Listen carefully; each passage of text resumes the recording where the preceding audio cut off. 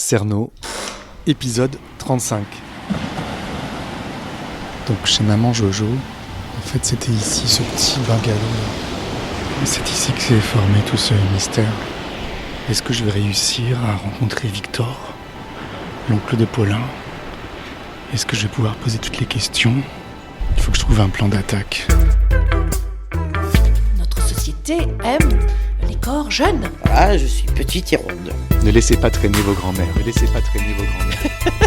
Thierry Paulin, c'est peut-être le plus grand criminel de toute l'histoire judiciaire française. Il a grandi à la Diable. Ah, ok. Il y avait maman Jojo. L'autopsie révélera qu'elle a toutes les côtes du côté droit brisées. Il y a un châtiment tout court. C'était à Paris dans les années 80, on l'appelait le tueur de vieilles dames. Il était à la télé. C'est un tueur, c'est un menteur, un monstre. 3, 2, 1. Je suis au cimetière de Anse-d'Arlet, pas très loin de Lens-Salane. Je suppose que c'est ici que maman Jojo est enterrée. C'est un cimetière à flanc de colline, très paisible.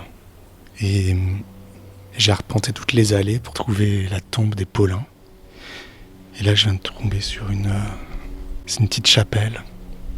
Famille Paulin, Raphaël, où on voit une photo d'une femme souriante. Ça pourrait être maman Jojo, photographiée devant le restaurant peut-être. Une dame effectivement qui a l'air très gentille. Une vieille dame. Nous ne t'oublierons jamais. Tu resteras jamais dans nos cœurs. Est-ce que c'est elle, maman Jojo? Mystère. Je sais pas où Thierry Paulin est enterré. À Paris. Comment? Où est-ce qu'on enterre les criminels? Je sais pas.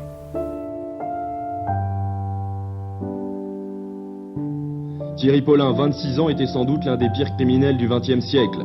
Ses victimes, entre 1984 et 1987, une quarantaine de vieilles dames du 18e arrondissement sont assassinées, parfois après avoir été torturées. Il assassinait les vieilles dames pour leur voler leurs économies, pour payer ses sorties dans les boîtes de nuit et ses doses de cocaïne. Je reviens à Lens-Salane et j'espère rencontrer l'oncle de Thierry Paulin, donc qui est propriétaire maintenant du restaurant-bar de plage qui a remplacé le maman Jojo. Je vois les bungalows où autrefois s'élevait le maman Jojo. Il y a un terrain de basket. Peut-être que Thierry Paulin jouait ici. Je vois Richard qui est en train d'installer son étal. Bonjour Richard, ça va? Ouais, ça va. Mais bon, aujourd'hui, là, j'ai du boulot. Ah oui? Ouais, j'ai un truc à faire pour quelqu'un, il faut que j'aille chercher une chaise. Ben oui, à tout à l'heure, parce que je vais aller chercher. Ouais, à plus tard Richard. Alors je sens que Richard est un peu froid, comme s'il se méfiait de quelque chose. Je pense que j'ai dû réveiller pas mal d'inquiétudes quand même. La plage se remplit de touristes. Il y a une vieille dame qui se met de la crème solaire. La mer des Caraïbes est assez calme. Je vais sur la jetée. Il y a une dame qui veut me parler.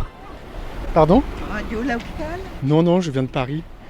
On est presque voisins, hein. 100 km, Soissons. Ah, d'accord. Soissons. Les Hauts-de-France. D'accord. Et qu'est-ce que vous faites ici alors? En vacances. C'est bon? C'est tout bon. Bon, de temps en temps, il y a un peu de pluie, mais c'est bon. C'est cool. Ça fait combien de temps que vous êtes là? On est arrivé dimanche. Et vous restez combien de temps? 15 jours. Super. Oh bah oui. Ça va la vie, dites donc? On se l'a préparé déjà. Hein. On a préparé notre retraite, cool. Ça se prépare une retraite. Et on est un groupe d'amis parce que on se connaît bien. On est 18 parce que 2 semaines, C'est cher. c'est cher. C'est cher partout, hein, de toute façon. Vous avez beaucoup travaillé? 43 ans, j'ai commencé, j'avais 15 ans et demi. J'ai été ouvrière d'usine et je finis assistante commerciale dans, je peux dire la marque? Oui. Dans le groupe Electrolux et c'était super bien. Et j'ai pris ma retraite à l'âge... Oui, je vais courir. Vous allez prendre le bateau pour aller jusqu'à Fort-de-France? Non, à la pointe du bout, exactement. Et on va se reposer un petit peu cet après-midi, nager, parce que c'est bon quand même. La mer, c'est bien là, hein, quand même. Hein. Vous vous souvenez de Thierry Paulin? Thierry Paulin, oui, il était à la télé. Non, c'était un tueur en série. Oh non, alors... Dans les années 80. Ah peut-être, ben oui, mais non, je me souviens. Si, le nom me dit quelque chose, mais j'aurais cru la météo à la télé. Non, c'est pas ça. Bonne journée.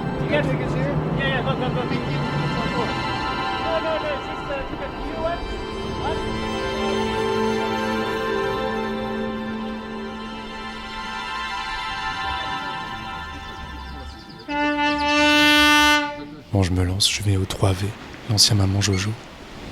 Je vais aller prendre un café.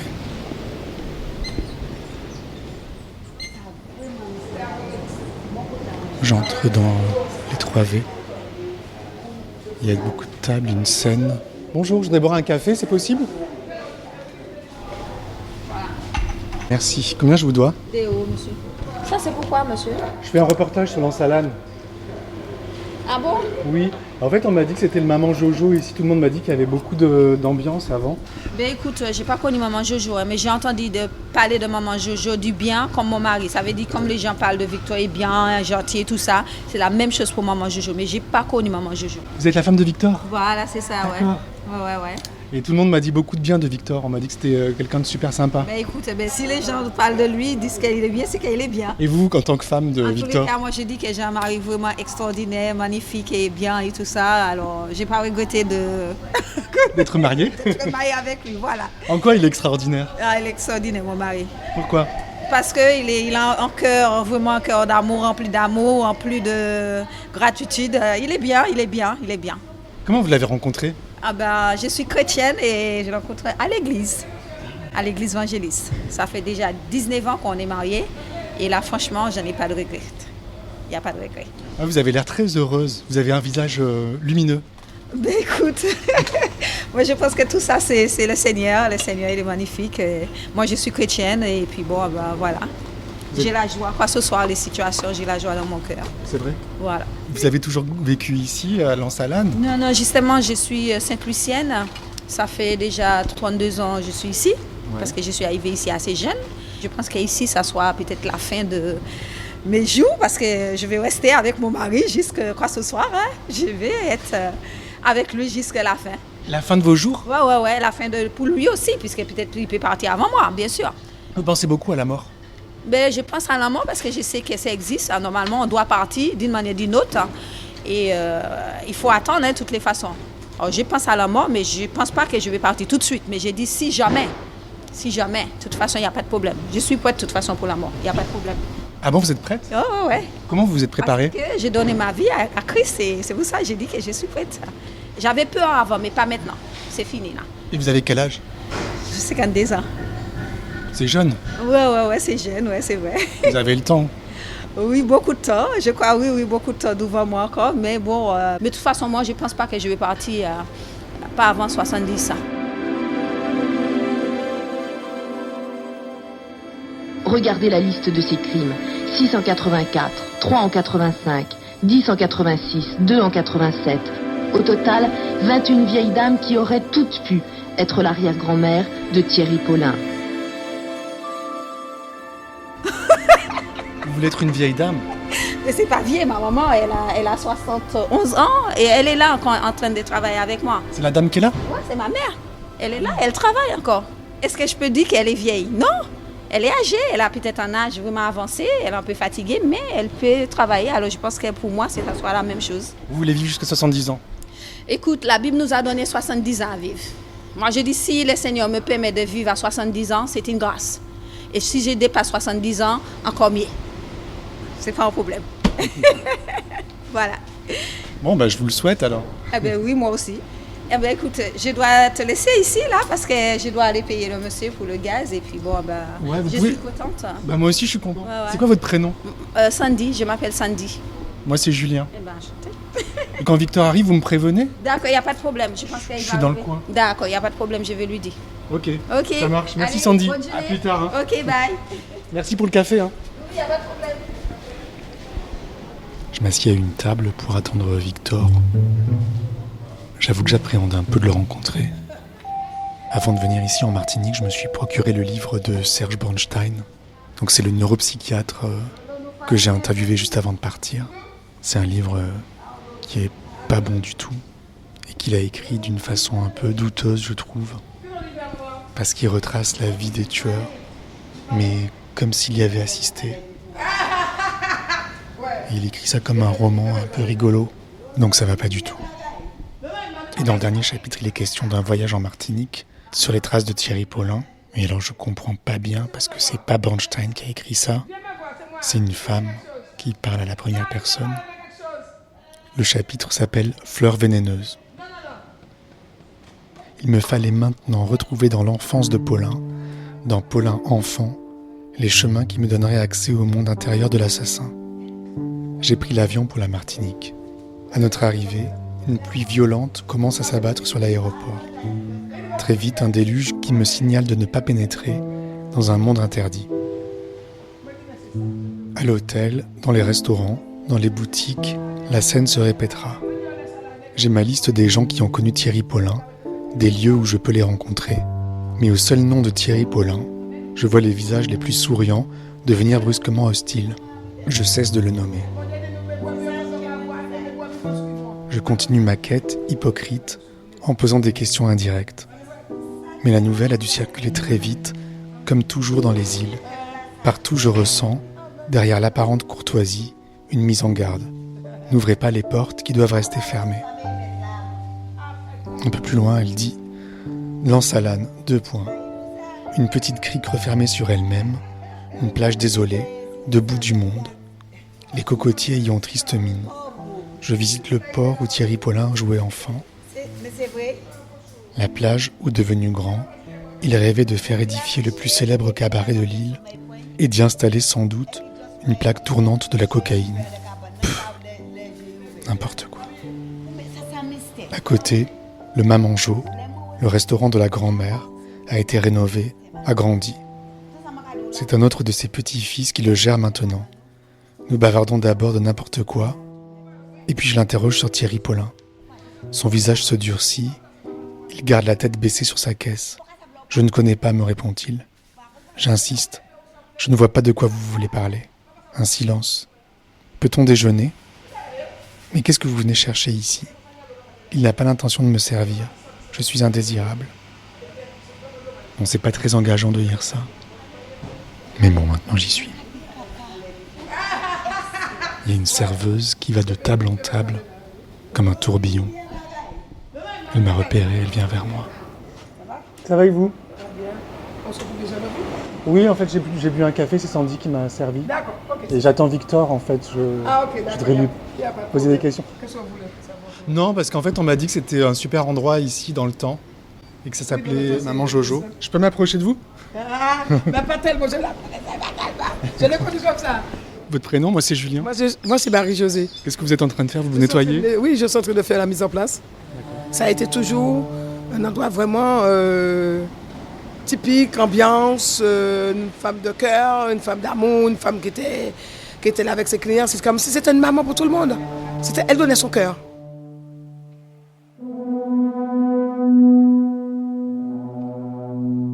Vous avez l'air pleine de vie. Oui, c'est normal. Hein? Vraiment, ça a été toujours un endroit vraiment qu'on a toujours bien mangé, toujours de l'ambiance, toujours la joie. Et je venais avec ma joie, ajouter la joie qui était là, je suis venue avec toute ma joie. Ah, ça fait beaucoup de joie, ça. Ça fait beaucoup de joie. Et Victor qui est là avec son grand cœur, le fils de Jojo, et qui est là maintenant, et qu'on retrouve cette même ambiance qui était là dans le temps d'avant. Hein. Quand j'entends les anciens qui reviennent après 40 ans, qui me disent « Tiens, Marie-Jo, tu sais que Victor, on a connu Maman Jojo, et qu'on voit que ça n'a pas changé, que c'est toujours pareil, et qu'avec Victor, c'est l'ambiance, c'est l'amour, c'est le cœur, tout et tout. » Il vient d'où cet amour ? Cet amour vient, l'amour vient de... L'amour vient de... Je vais dire l'amour ne vient pas, on n'a pas l'amour comme ça, parce que l'amour vient de Dieu. On est avec l'amour. L'amour, c'est tendre la main. Et cette femme se croit, c'est ce qu'elle a fait autour d'elle. Hein. Parce que j'ai eu des personnes âgées qui sont venues ici, de la famille, même hors de la famille, qui me disent qu'ils ont grandi ici avec maman Jojo. Me dit, Marie-Jo, tu sais que j'ai grandi avec elle, on dormait ici quand on travaillait. C'était notre maison, elle nous logeait, on ne repartait pas. On était en famille. Elle ressemblait à quoi physiquement? C'était une femme agréable, c'était une belle femme. Hein. Une belle femme? Une belle négresse, oui. Une belle négresse? Oui. Et ça reste une créature de Dieu. Ok. Je vais rester là un peu et attendre Victor. Attendre Victor, d'accord. Merci. Il arrive à quelle heure en général? Je sais pas, il va pas tarder. Il a été faire des démarches, je sais pas. Il a l'air impressionnant ce Victor. Ah oui, là vraiment c'est un homme, notre petit tonton. Vraiment c'est un homme impressionnant. Vraiment vous allez le voir, vous allez voir. Vous allez le voir et entendre. Ouais, pourquoi? Vous allez voir son cœur battre là. Il y a la maman de Sandy qui balaye. Et qui discute avec Marie-Josée. Créole. Je pense que je le vois, Victor, au fond de la salle. C'est un homme chauve, avec des lunettes. Il a l'air inquiet, pas forcément très sympa. Il va falloir que je lui parle de son neveu qui était un serial killer. À suivre. Si vous aimez Cerno, parlez-en autour de vous, mettez des étoiles dans votre appli de podcast ou rendez-vous sur patreon.com/Cerno. À très bientôt. Et n'oubliez pas, ne laissez pas traîner vos grands-mères.